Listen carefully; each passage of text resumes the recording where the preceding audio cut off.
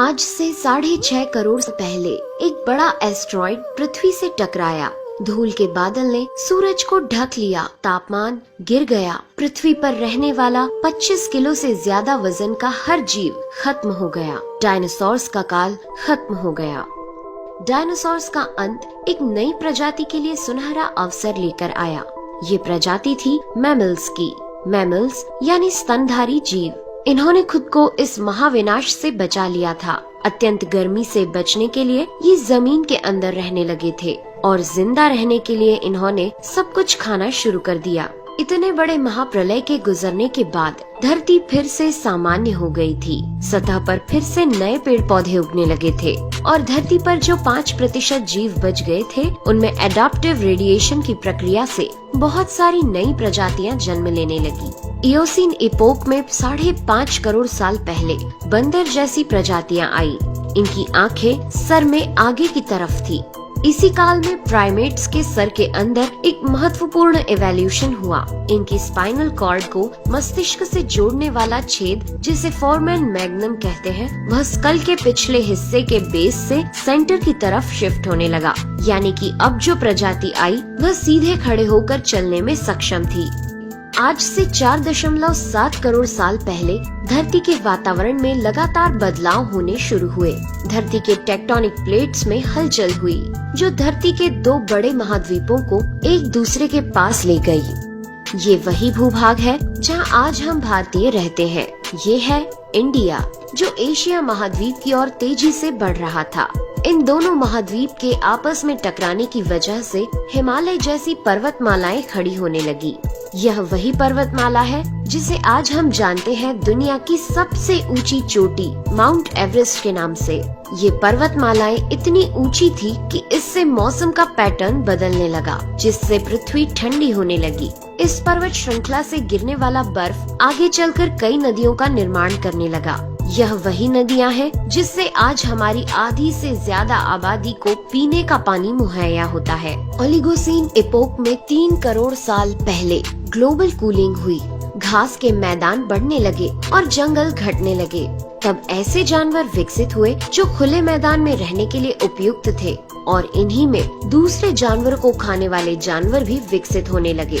1 करोड़ साल पहले पृथ्वी वह रूप लेने लगी थी जिसे आज हम देख रहे हैं। धरती का वातावरण लगभग पूरी तरह से आज के समान बन चुका था और धरती के सारे महाद्वीप लगभग पूरी तरह से जाने पहचाने थे। लेकिन परिस्थितियां फिर बदलने लगी। 40 लाख साल पहले धरती की टेक्टोनिक प्लेट में एक बार फिर से हलचल हुई और अफ्रीका के पूर्वी इलाकों में एक नई पर्वत श्रृंखला का निर्माण हुआ। ये पर्वत श्रृंखला थी ईस्ट अफ्रीकन रिफ्ट वैली। इस पर्वत श्रृंखला के उभर जाने से यहाँ के हरे भरे जंगलों में आने वाली मौसमी हवा का मानसून पूरी तरह रुक गया और इस वजह से यहाँ के जंगलों में बारिश आनी बंद हो गई। यहीं इसी जंगल में रहते थे द ग्रेट एप्स। ये हैं हमारे काफी दूर के रिश्तेदार। हमारे ये पूर्वज कहलाते हैं पेरोलापिथिकस या पेरोला। हमारे परिवार की शुरुआत इसी ग्रेट एप्स से हुई। पेरोला पेड़ों पर रहते थे और फल खाते थे। वजनी होने के कारण ये एक डाल से दूसरी पर नहीं जा सकते थे, इसलिए ये हमेशा झूलते रहते थे। कभी कभी ये अपने 2 पैरों पर भी खड़े हो जाते थे। ये चल सकते थे। आम धारणा के उलट सीधे चलने की क्षमता जमीन पर नहीं बल्कि टहनियों पर विकसित हुई। बाइपेडलिज्म यानी 2 पैरों पर चलना इंसानों की नहीं बल्कि एप्स की खोज थी। आगे चलकर ये ग्रेट एप्स जलवायु और जगह के अनुसार बदल गए। कुछ चिंपैंजी और गोरिल्ला में विकसित हुए, कुछ इंसानों में विकसित होने शुरू हुए। वो पूरे अफ्रीका में फैले हुए थे। बारिश के बंद हो जाने से यहाँ के जंगल सूख गए, जिसका सबसे ज्यादा असर इन एप्स पर पड़ा।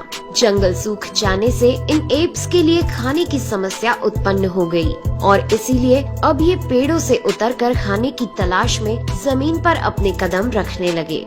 ये है एडिपिथिकस रेमिडस ये हैं हमारे पूर्वज, जिन्होंने जमीन पर मानव इतिहास का पहला कदम रखा और आज इन्हीं के कारण हमने चांद पर अपना पहला कदम रखा। इनका दिमाग एक संतरे जितना बड़ा था और इनकी लंबाई 4 फीट तक थी। ये हमारे वंश के सबसे पहले सीधे चलने वाले जीव थे। कई हजार सालों के विकास क्रम के बाद ये 2 पैरों पर चलने लगे। इससे ऊर्जा कम खर्च होती थी और ये चलते चलते भी खा सकते थे।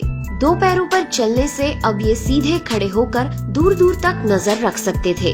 समय के साथ साथ विकास की प्रक्रिया चलती रही और हमारे पूर्वज धीरे धीरे विकसित होने लगे। 23 लाख साल पहले हमारे पूर्वजों का दिमाग काफी बड़ा हो गया था। ये थे होमो हेबिलियस। इन्होंने पहली बार पत्थर को हथियार की तरह इस्तेमाल करना शुरू किया। जैसे ही इस मामूली से पत्थर पर धारदार किनारा बना, हमारे पूर्वजों के पास एक हथौड़ा आ गया। हमें काटने का हथियार मिल गया, जिससे वह हजारों ऐसे काम कर सकता था जो वह पहले नहीं कर पाता था। पत्थर के इस्तेमाल ने अंगूठे और उंगलियों को मजबूती दी, जिससे हम और अधिक कुशल तरीके से इनका इस्तेमाल करने में सक्षम हो गए।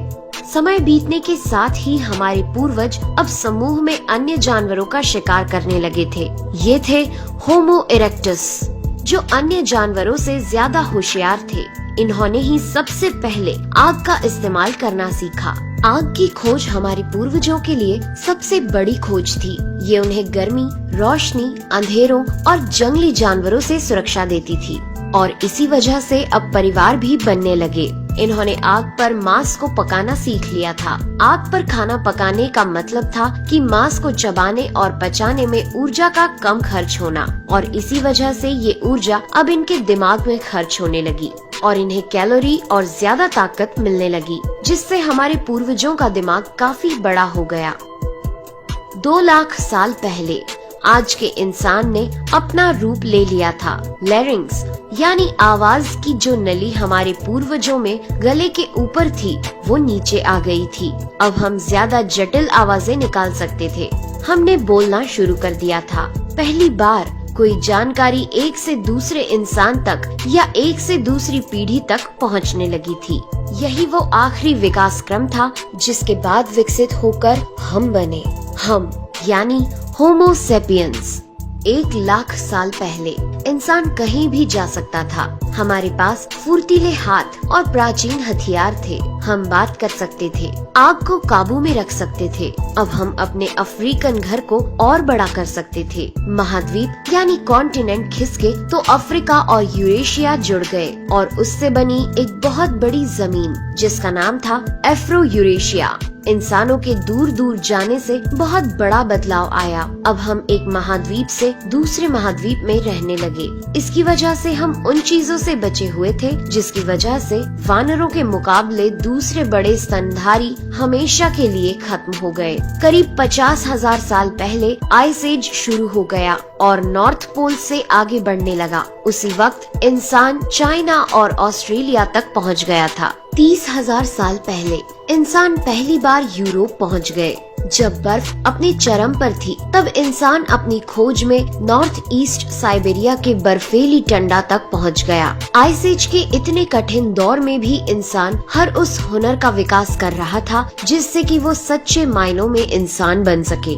हमने खुद को उस माहौल में ढाल लिया। हम ज्यादा समझदार हो गए। उसके बाद हमने पूरी दुनिया में अपनी बस्तियां बसा ली। समुद्र किनारे से पहाड़ की चोटियों तक, हरे भरे मैदानों से लेकर पथरीले इलाकों तक हर जगह इंसान थे। हमारा हुलिया, त्वचा, बाल और आँखों का आकार जलवायु और जगह के अनुसार बदल गया। हमने अपनी आवश्यकता के हिसाब से खेती शुरू की और जानवरों को पालना शुरू कर दिया। हमने कस्बों और शहरों का निर्माण शुरू किया। उसके बाद हमारी सभ्यता और संस्कृति का जन्म हुआ। हमने विज्ञान और गणित का इस्तेमाल शुरू किया, जिससे हमें भविष्य में जाने के लिए ऊर्जा और तकनीक मिली। ये है हमारा समय। अब हम पूरी तरह विकसित हैं। हमारे जैसा इस धरती पर अब कोई जीव नहीं। आज हम जानते हैं कि हम कौन हैं, कहां से आए हैं, लेकिन ये तो बस शुरुआत है। अभी हमारा सफर खत्म नहीं हुआ है। हमें अभी और आगे जाना है। आने वाली चुनौतियों का सामना करना है और खुद को और विकसित और आधुनिक बनाना है।